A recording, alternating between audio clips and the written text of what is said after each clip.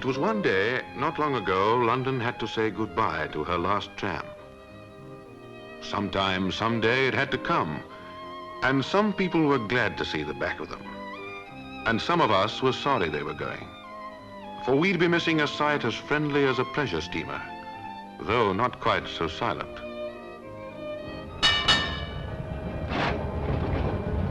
One last week to clatter through the streets. Streets that will never be the same now the tram is gone. Now all the paraphernalia that was only theirs is in the attic. Those stops for the change from the middle rail to the overheads, where the conductor aimed the arm and got it up first time, most times. 100 yards away, the ploughmen on their own little island. Out would shoot the plough for the trams going the other way. Under it would go the fork to help it slide in. Down would come the arm, and the change was complete. And that's how it was every day. Give and take like an old married couple. The drivers, conductors, the depotmen and linesmen, and the ploughmen and the pointsmen share with some of us an affection for the old ladies. We'll remember the rattle and the clang and the sway, and how snug it was to be inside when it was raining outside. It's a funny thing, really, but the trams and the rain and the streets of South London all seem to belong together. Not that anyone likes getting wet.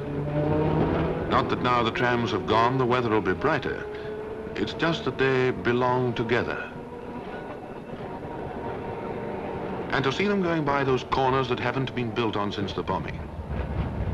Oh, they seem a long way off now, those days of the Blitz. That sound of the first morning tram used to be a comfort all right then. You'd hear it long before the all clear sometimes.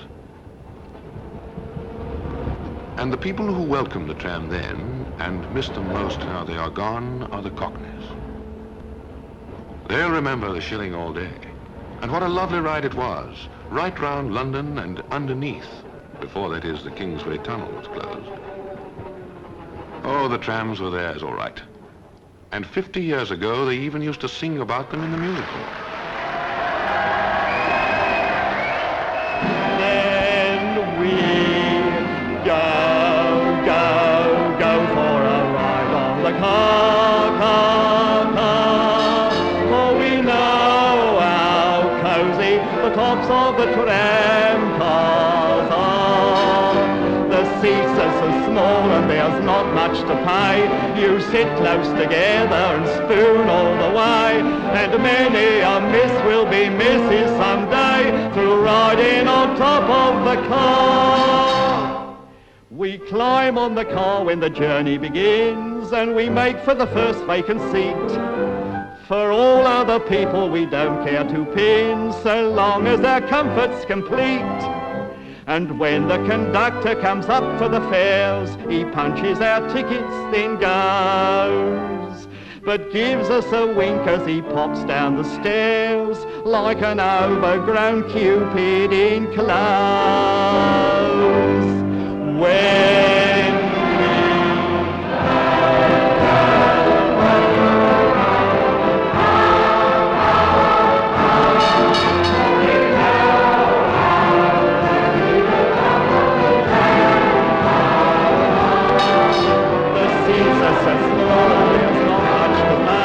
you sit close together and spoon all the way, and many a miss will be misses someday through riding on top of the car.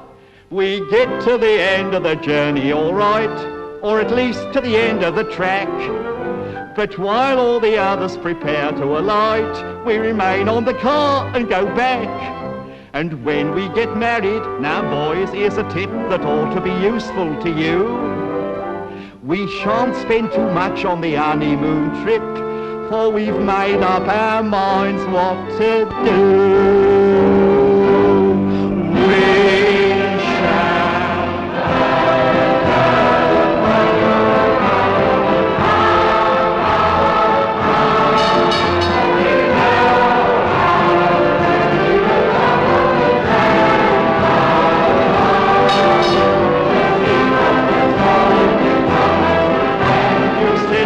together and spoon all many a miss will be misses someday through riding on top of the car.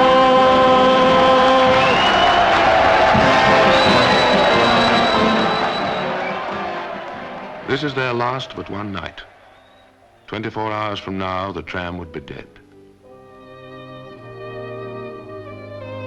And when the daylight of that last day came, the old trams were blinking in the sun and standing like mourners at their own funerals.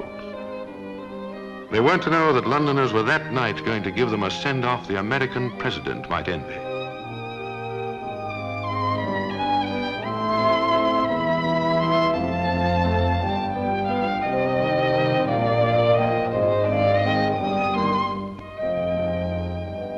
In the day, though, the children were having their money's worth. The tram spotters turned out to the last man. Backwards and forwards, round and round they were riding just to get as many numbers as they possibly could. The motorist, who every day cursed every time he had to stop, cursed but little and looked forward to tomorrow.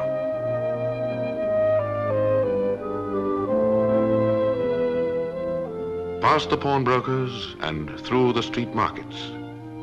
But now only for a few more hours.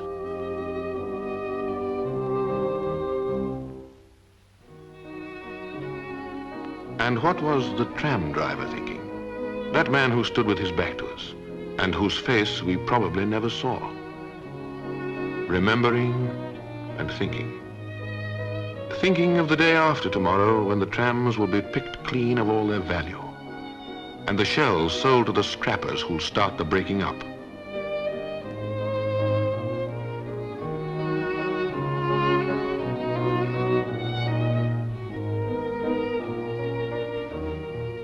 Perhaps he's remembering the days before yesterday, when the first tram ever appeared. The stories his father used to tell.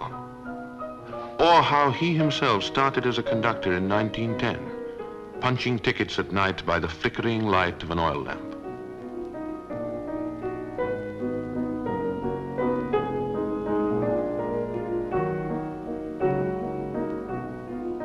It all started a long time ago. And now it's the finish. The way they burn them till there's nothing left but a charred skeleton. You'd think they were afraid of ghosts. Ghosts of old trams running the rails at night. Oh well, in 36 hours he'll be a bus driver. And for the first time in 42 years, he'll be sitting down.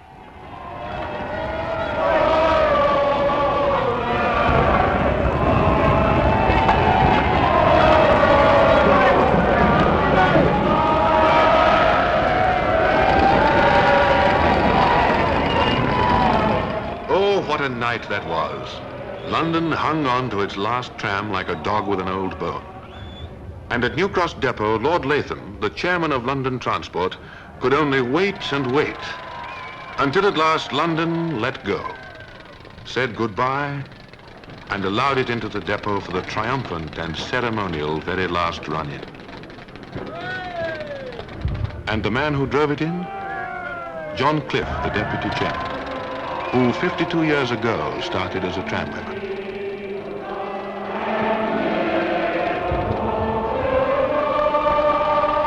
And so, in the name of Londoners and London Transport, I say, goodbye, old tram.